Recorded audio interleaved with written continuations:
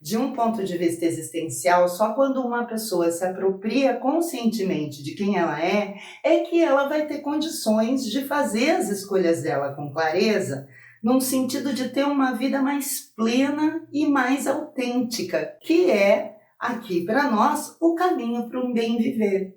Mas, se a Fenô diz que ter uma vida mais autêntica é o melhor modo de viver, o que é que ela sugere que nós façamos, então, para alcançar isso? Quais são as dicas que ela pode dar? Pensando nisso, eu hoje separei uma seleção de conceitos da Fenô que, se você se dispuser a colocar em prática no seu dia a dia, vão te ajudar a se apropriar para poder viver de uma forma mais autêntica e plena. Eu espero que você faça muito bom uso desse vídeo. Meu nome é Gisele, eu sou mestre e supervisora em psicologia e esse é um canal de psicologia fenomenológica existencial. Seja bem-vindo, viu?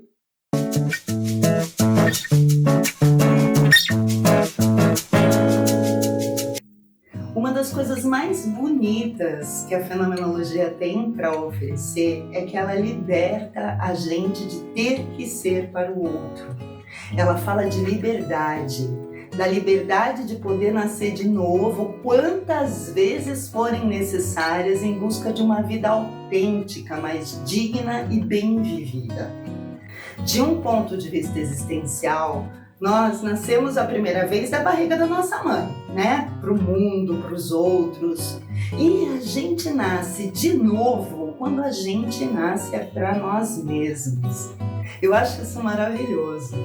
Uma pessoa nasce para ela mesma quando ela acorda para o fato de que, apesar de terem feito um monte de coisas para ela se tornar quem ela tem sido, é só ela que vai poder mudar o rumo da própria história.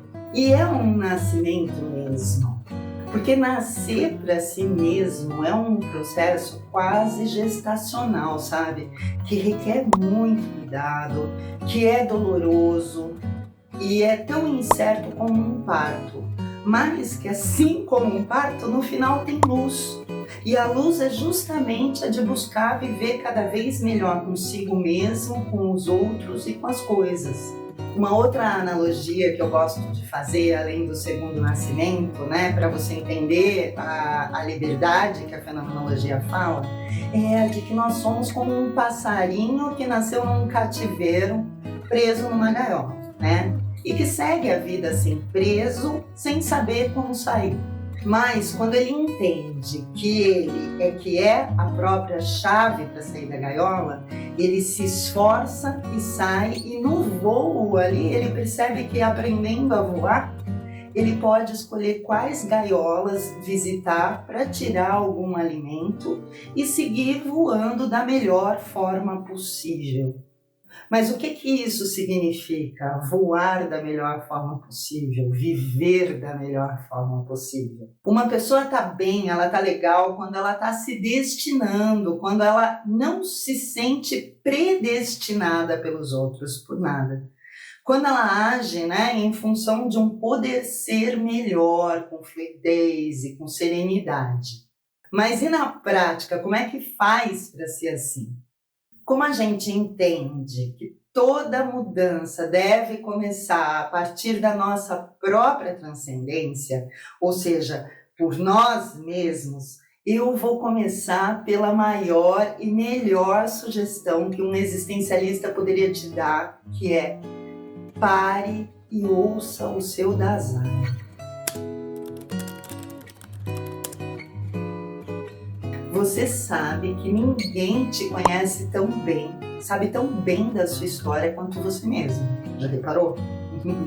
Você sabe de você mesmo mais até do que a sua mãe, imagina. Então, a ideia é a de que você traz aí com você um amigo íntimo e que merece ser ouvido.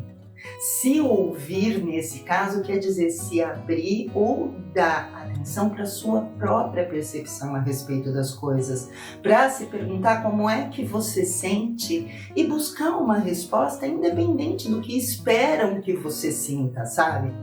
E a cada vez que você vai fazendo esse exercício de se ouvir, você vai se sentindo mais consciente de quem você é e mais livre para se reposicionar. Tão livre quanto aquele passarinho que encontrou a chave dentro dele mesmo, sabe? Mas, para isso, primeiro você precisa parar e se aquietar. Nesse corre, nessa pressa toda que a gente tem, se ocupando para não se preocupar, é muito difícil a gente conseguir se ouvir.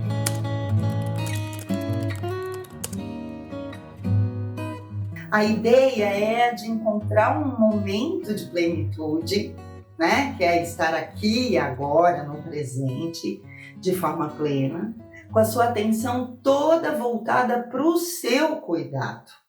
Aí, quietinho, seja na hora do banho ou parado lá no trânsito, a sugestão é a de que você não tenha medo de se angustiar.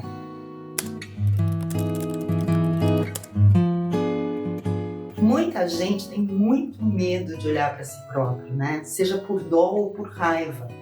Para algumas pessoas, revisitar o passado pode ser muito angustiante. Para outras, a angústia está em pensar no futuro. E tem também quem se angustia com o presente, né? Com a realidade que está vivendo.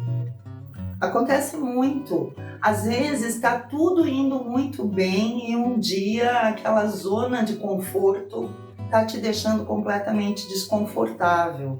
E aí você escolhe, né? Ou você encara a angústia e vai buscar suas raízes, ou você bota panos quentes e continua ali desconfortável. A angústia faz parte da nossa vida. Ela é um componente importantíssimo para a nossa reconfiguração, porque é ali, né, na angústia, olhando com clareza, com muita clareza para essa sofrência e se perguntando, e agora, o que eu faço? É que você vai poder compreender a situação toda e vai poder tomar suas resoluções precursoras. Precursoras num sentido de redirecionamento de vida, sabe? De um poder ser melhor.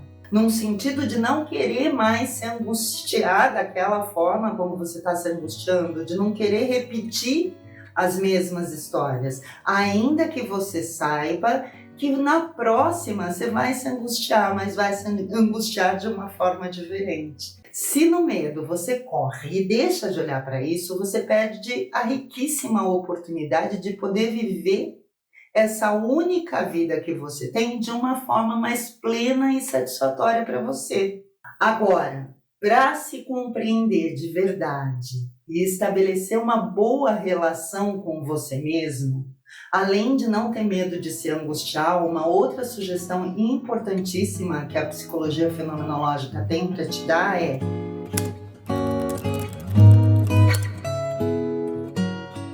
subterfúgios, nesse caso, seriam aquelas desculpas, sabe, que você busca aí dentro de você para justificar os seus atos. Por exemplo, culpar o inconsciente. A gente tem muito essa mania, né, de dizer, foi inconsciente, eu nem percebi. Isso é procurar um subterfúgio. Dizer que fez no automático, né, ou que foi um comportamento que veio do nada, também não vale. Nós somos intencionalidade de ponta a ponta. Isso significa que absolutamente todos os seus atos e os meus atos são motivados pela nossa história, você pela sua e pela minha, por quem você é e pelas escolhas que você faz. Não tem escapatória. Por trás de cada uma das escolhas que te fizeram chegar até aqui, existiu um motivo ou uma intenção. O lance é justamente tentar compreender quais são essas intencionalidades, sabe? Trazer esses motivos de uma forma muito consciente, muito clara. Essa é a condição para examinar os caminhos que você percorreu, tirar algum proveito deles e se reorientar. Resumo da ópera: ninguém, além de você mesmo, deve ser responsabilizado pelos seus agouros. Tá? E isso, inclusive, vai se ligar na próxima dica essencial se você quiser ouvir o seu Dasein e ter uma relação autêntica com você mesmo. Não se vitimize.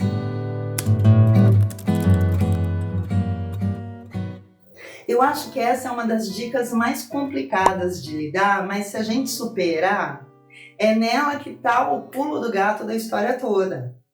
Essa questão de não se vitimizar é difícil porque ela vai esbarrar, pelo menos no meu ponto de vista, em uma questão muito delicada para todos nós, que é a questão da justiça, né? Parece de cara muito injusto que uma pessoa se responsabilize pelos danos que uma outra causou para ela, não é? Mas a pergunta que uma pessoa que pensa assim deveria se fazer é se é justo com a vida dela se manter como vítima sempre. Porque a vítima, de onde eu vejo, é a presa que vive refém do predador. A pessoa que se vitimiza para si própria, ela dá o poder do resto e da única oportunidade que ela tem de estar viva nas mãos dos outros. Ela se joga no que fizeram com ela e fica lá presa. Ela não é dona de si, ela é cativa do passado dela. Uma pessoa que é dona de si não é cativa. Ela é aquela pessoa que sabe que, ainda que tenha sido ruim, ela sabe que ela pode olhar para aquele lugar ou para aquela situação angustiante, porque ela já não está mais lá, ela sobreviveu a isso, ela é sobrevivente, não vítima daquilo tudo. E ela sabe que, se ela quiser, ela não precisa mais vivenciar aquela situação. Porque a gente não é predestinado a ter que viver do jeito que os outros querem. Nós não somos predestinados nem pela nossa própria história. O que a Fenô ensina é que, dentro do máximo possível, somos nós que nos destinamos através das escolhas que a gente faz e daquilo que a gente realmente quer para nós. Então, agora, dito isso, vamos para a próxima dica.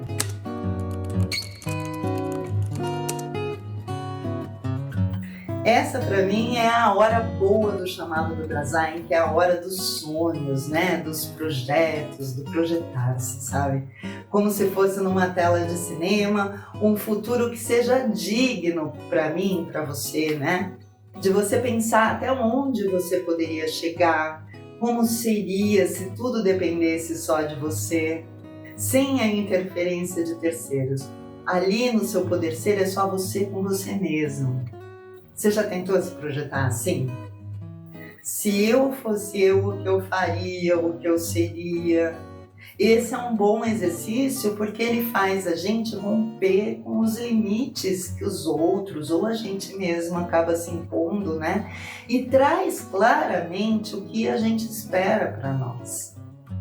A ideia é buscar o que você quer de verdade para você, não num sentido de ter, tá? Mas num sentido de ser aquela pessoa que você não só gostaria de ser, né? Mas que também se orgulharia de ser.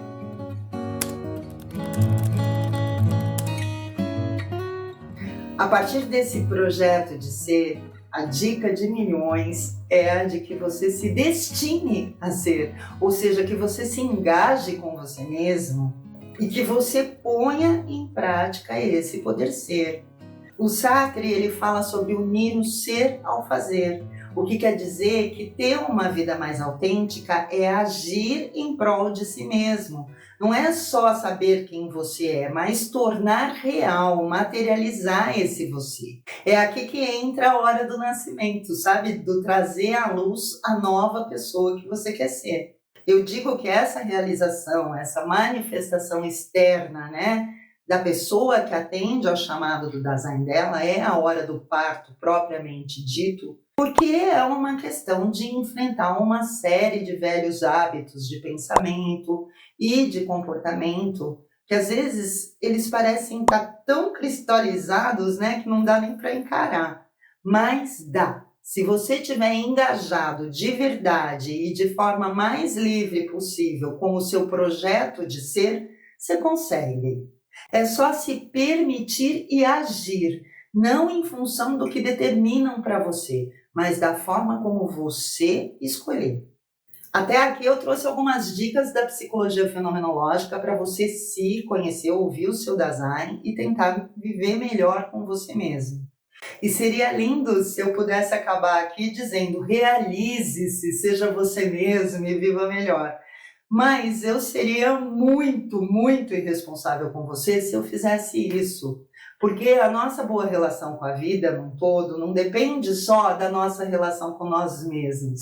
O ser para si é só a ponta de um triângulo que vai sustentar a nossa existência. Nas outras pontas estão os outros e tem também o mundo fático, né? O mundo tal como ele é, cheio de coisas que a gente não tem controle nenhum. Com relação aos outros, como você sabe, então, o que você quer de você mesmo e onde você quer chegar? Como você experimenta a autenticidade, você passa a reconhecer as pessoas autênticas, não mais como pessoas desajustadas ou anormais, mas como pessoas plenas do desejo de simplesmente serem elas próprias. Você passa a olhar o outro, que seria julgado por ser assim, ser assado, com a empatia de quem sabe a barra que é sustentar um modo de ser que não corresponde à expectativa da boiada.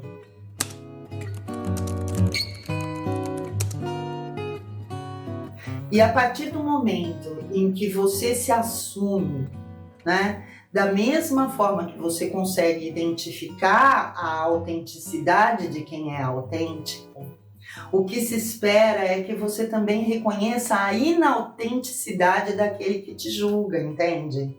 E a questão que você deve se colocar é: de que forma, ou melhor, de que lugar fala essa pessoa que me julga?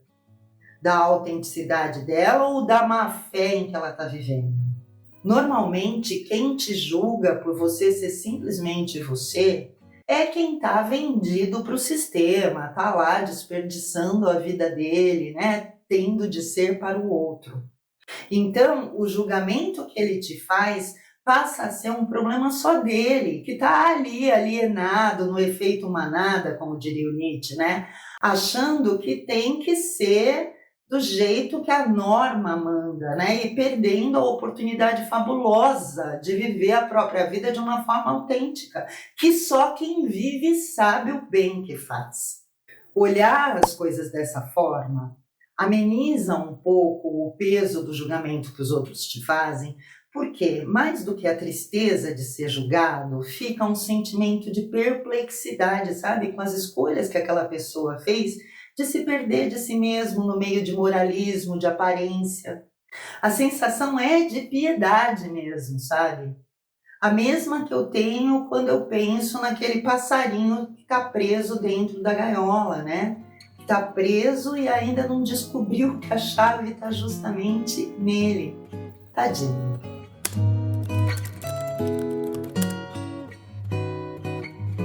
E agora, para fechar esse triângulo das relações que a gente estabelece na nossa existência e que interferem no nosso modo de viver, a última ponta é a da nossa relação com o mundo dado, com o fato. Por exemplo, com o fato de você ter nascido no Brasil e não na Holanda, ou de você ter pego dengue, que eu peguei e quase morri, outros não, né? Essas coisas que acontecem com qualquer ser humano e que ninguém tem controle. Para esses casos, a sugestão da Fenô é a de que você se permita ser mais sereno e que tenha uma atitude mais contemplativa do que pode acontecer, sabe? Do mistério do porvir. Para nós, a serenidade é a forma mais elevada do agir humano. É o caminho para o bem viver. Ter serenidade é permanecer num posicionamento aberto, né, ao mistério que é o nosso futuro, deixando que as coisas aconteçam, ao mesmo tempo em que você sabe, tem consciência de que tudo o que pode ser feito por você está sendo feito. A questão interessante é que para você ser uma pessoa serena, você precisa, como diz o Heidegger, estar desperto para a serenidade.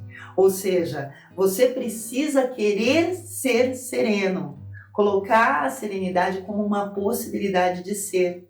E a partir daí se engajar e agir de uma forma mais reflexiva diante da vida, esperando que as coisas aconteçam e colaborando para que elas aconteçam da forma como você gostaria que acontecesse. Eu acho que, a grosso modo, é isso. A chave para abrir as nossas gaiolas para o nosso novo nascimento está em ouvir o chamado, reconhecer a autenticidade e se destinar com serenidade ao que o Heidegger chamou de um mistério, né, que é o nosso destino. A única coisa que eu posso esperar agora é que você experimente colocar em prática essas sugestões e se dê o direito de nascer para você mesmo. Que em posse e querendo a sua serenidade, você ache a sua chave e consiga se libertar das gaiolas que te impuseram. E que uma vez liberto, você consiga olhar todas as outras gaiolas de fora, de cima, como uma visão de ave de rapina, para poder escolher a melhor gaiola que lhe convier para pousar. É isso. Então eu te desejo boas festas e que 2025 seja um ano de muitas realizações para o seu florescer, viu? Beijo enorme, até a próxima, feliz ano novo, tchau!